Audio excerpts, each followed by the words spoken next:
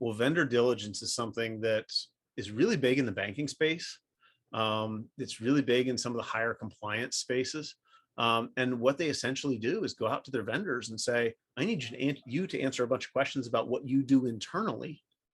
So I know that you're treating my data that you have access to with the same care that I would treat it with if I had it.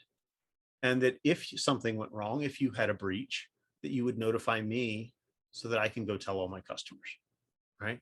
Because your data is now 1 or 2 or 3 layers deep at some other vendor. And what you have is this supply chain thing where the vendor that has your data, there may be 3 other vendors deep that have access to the data because of some data processing agreement, some portion of their business that they outsource, something else that they do that you're not even aware of.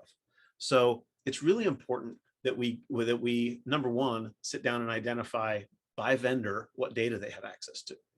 And then talk to those vendors about how they protect the data, and that we read the contracts to figure out, number one, do you have access to the data? Do you own the data after you upload it, or do they own it after you upload it? What can you do to protect it, and who's liable if that data gets breached on the internet? The more this is important to you, right? If you're still a small firm that keeps most of your data in-house, this is less important, but it's going to start becoming more and more important as you mature with your technology, as you take on bigger and fancier technology tools.